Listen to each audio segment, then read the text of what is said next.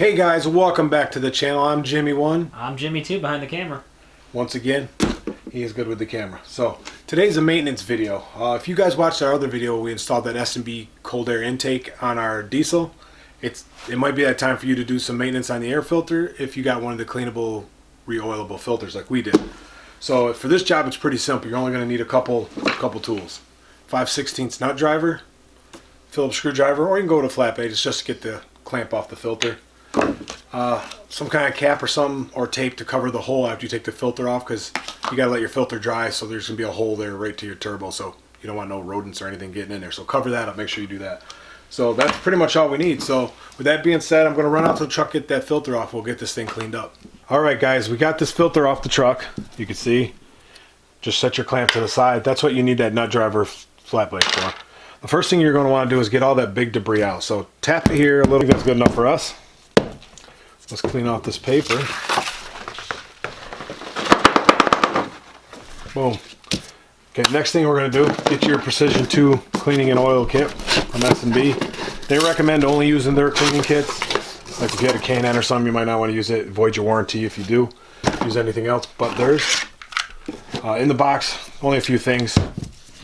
You got the air filter cleaner with the spray nozzle, the oil, and the oil pre-measuring bottle. It goes in increments of 10 up to 100 there, and each one's 2.5 in between. Set that to the side. Each filter for each truck takes a certain amount of oil. This particular one, which is on our 2017 Ford Super Duty with the 6.7, takes 81 grams of oil. So just so we can note that when we get to that point, we'll tell you a little more about it. So first thing we want to do is open this. Get our sprayer in there. The straw's a little long. Good. Turn it on. There we go. Now you just do even sprays over this thing.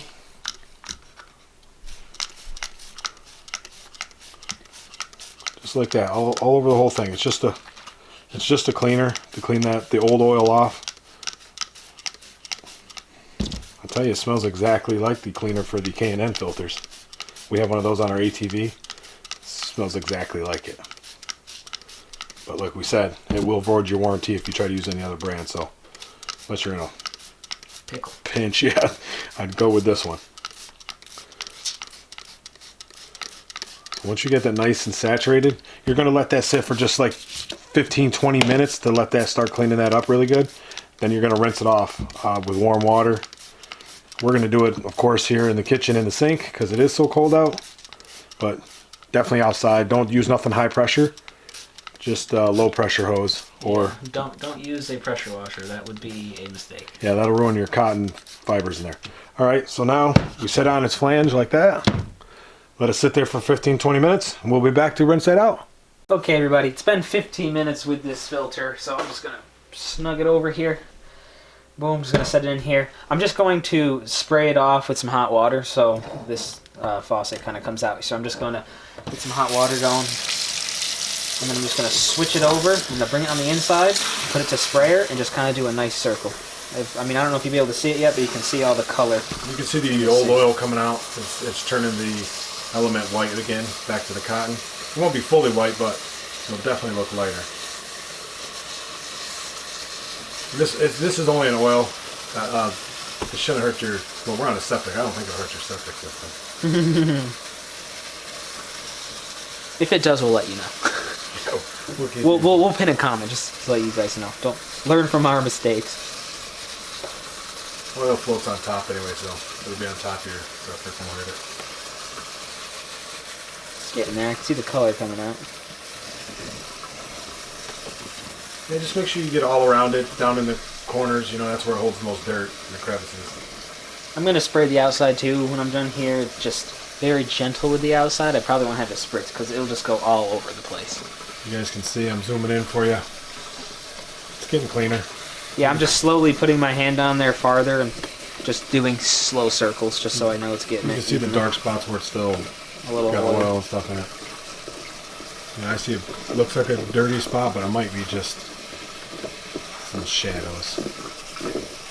I still see your shadows in my room. I mean, if you neglected your thing and didn't clean it for a while, you might want to do a second cleaning. I don't know, but it seems like it's working pretty good.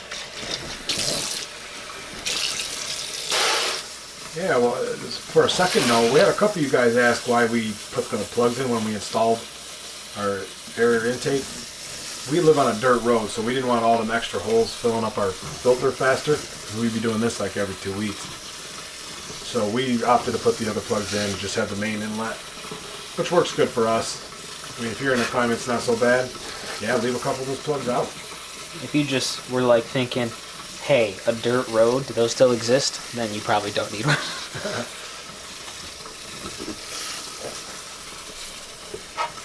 This is looking pretty good. Yeah, he's rinsing off the outside, then he'll go once more on the inside. Oh, will I? Oh, aren't you? Oh, will I? Do it. And then, according to their directions, they say let your filter dry for 24 hours. We don't have that kind of time. So we're going to, another thing they said you can do is put it in the sun or in front of a fan or something. We got a boot dryer. We're going to put that thing over the boot dryer. Bet you sweet hiney will. And hopefully dry that in a couple hours. That way we can oil it today and get it back on the truck today. Well, you'll tell by the next part of this video. If it's dark and we're using a flashlight, it dried in time. If it's daytime, it didn't dry in time. Okay, I think that's looking pretty good. Looks pretty decent. Yeah, I'll give you a quick look, give you a quick glance. Just gonna dump out the water that's in there. See, pretty nice. All pretty even color.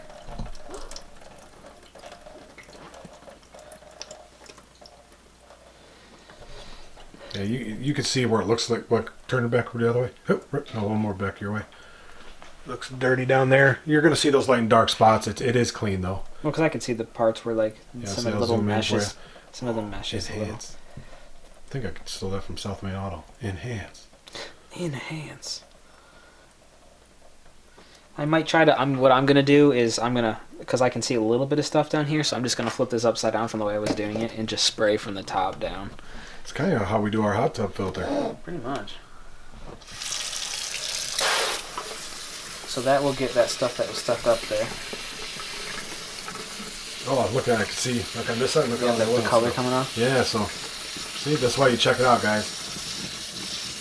It's still running down, so there's still some in there.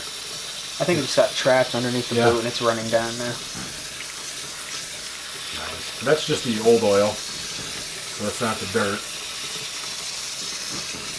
Yeah, I saw like a few specks of dirt in there. That's what kind of inspired me to clean the top. But now, hey, it was good because we're getting the rest of the oil out. Yeah, if you guys don't have one of these S&B cold air intakes for your Super Duty, we definitely recommend them. It's got a nice sound, a little more power and torque. They're pretty awesome. We'll leave links to all this stuff, the cleaning kit, the filter, or the cold air intake down in the description. You know, cleaning, it's also pretty therapeutic, you know, in case you're stressed out. You can buy the replaceable regular filters, not the cleanable ones, but they're the same price, so why not get one you just clean? And if you haven't seen that video on us installing this, please check that out. We'll leave. Yeah, I'll throw it up somewhere in maybe that corner, I don't know. You'll find it. It'll pop up. Yeah, we'll make it happen. So I'm just going to shake this a little bit, get some of that water that was trapped because it's closed inside of there. So I'm just making sure I let that water drip out. Okay, so I went outside quick and I slung out the water out of that just to make sure we had as much out as we possibly could. So now for the speed drying, as what we were saying, we're going to use a boot dryer. So we got it there, we got it plugged in. As you see here, this comes up here and it's got where the shoe goes on. So we're just going to set the filter on there. If you would gladly put it on there, good sir. Yeah, we opted for this for speed's sake. We don't have no sun or a fan because it's winter. So we're putting it on here. This should work great. We got it plugged in. This one has a timer. Yeah. Well, set it a low, because what we're going to want to do is, since it kind of blows in a direction out towards there, we're probably going to want to spin it every, what?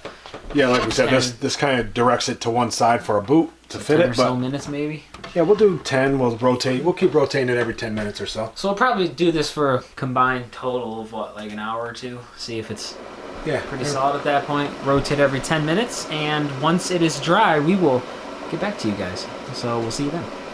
All right, guys, we're back. It's been a good 4 hours. We put that on the boot dryer. It wasn't working fast enough for us, so we put on the heater vents in the house. It does put off a little bit of an odor, but hey, it smells like a shop. If you're like us, it don't bother you. All right, so what we're gonna do is put this oil into your pre-measured bottle. We marked ours with a line of 81 because this is our filter, so we know we're gonna need it to that line every time. Some other filters have like the velocity stacks in the end and stuff that are filtered. You're gonna need a separate amount of oil for those. So let's fill this one up to the 81.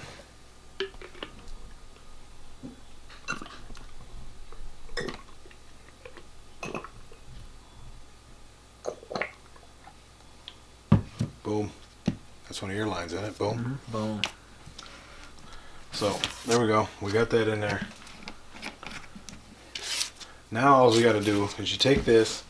You're gonna just make a line all the way around this, like in like 4 or 5 spots, like this.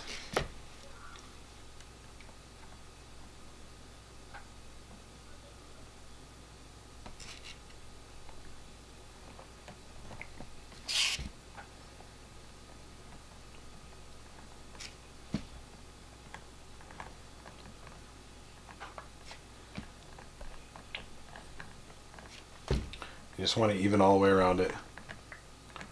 Like that. Do another line.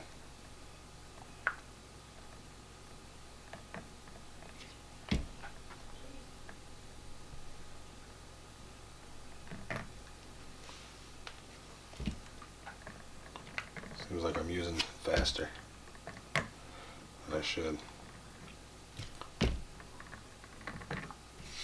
Ultimately, you want to reserve like 10 ounces of this. Or 10 grams of it, whatever it is. 10 grams. 10 grams of it for after the sits. After you're done doing this, it's supposed to sit for 20 minutes.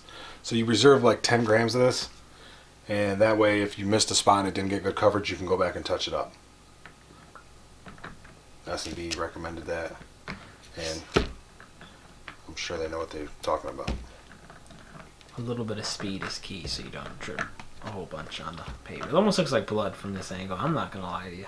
I got a couple grams on there. Couple. See, I left a little in there. Well, I can't see up that, but I left a little in there. It's about 10 grams. okay, perfect. So now all we do is we let this filter sit. It's going to sit for like 20 minutes. We'll come back. It should have dissipated around the cotton, and we'll know where the light spots are, and we can touch it up with this. And we might put a little extra in because, you know, I did get some on the thing, but we'll see what it's at that. You can see it's already going through the cotton right now. Yep. So we'll see what happens here in a little bit. Alright guys, we're back. It's been about 20 minutes. You can see it pretty much covered this pretty good. So what we're going to do, you can see there's a few light spots. We're going to use the rest of this oil. We're going to touch those spots up. Just squirt a little there. And where it's light. Got a spot there. Along here a little bit. Just finish the rest of it up. I'm dripping a lot again.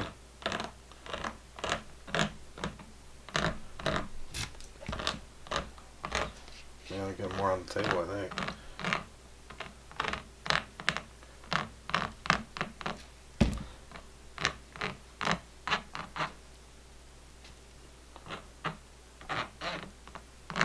Like I said, just get the rest of it on there. Then, I mean, you could wait another 20 minutes, which I probably would. Then you're ready to install it. So let's let this sit a few more minutes and we'll run out to the truck and put on. It is dark, so we'll be doing that by flashlight. I'd rather get that hole covered up. I know I did tape it, but I'll show you that, but I'd still rather get it covered. Alright guys, we're out at the truck. It's pretty late, freezing our butt off, but we're going to get this filter put on. What I did when I took it off, if you look down in here, you can see the tape I put over the hole. And then I put all my screws over here. They go to the lid. We'll get those out. Set them to the side. Yeah, oh, there's all 4 of them. Peel this tape off. Nice. Drop our nicely clean filter in there. One thing to note doing this cleaning your filter, what might make this easier, kind of like the K&N's is they got a sprayer that sprays the oil on. I think I'd like that way better. Yeah, instead of the little squirt bottle, an actual little, sprayer to yeah, make it more even. Yeah, I think it would go even because it looks like still light and darks, but a squirt bottle with the same amount, 81 grams in there. Got that tightened down. Put our window back on. You can clean it if you want, but it's freaking cold. Yeah. I'll clean it when it gets warm.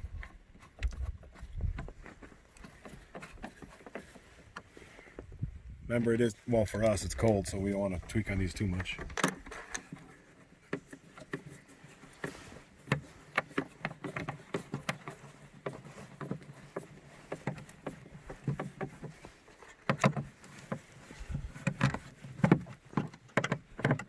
Good time, too, to check your seal. There's a seal that goes around there. Check that. Make sure your seal underneath is clean. Free of debris. There you go, guys. That's it. I mean, we're done. Clean and nice, clean filter. So, if you guys have any questions, leave them down in the comments section. We'll leave links to all this stuff down there as well. And until next time, try something new. Do a little bit of everything. Bye.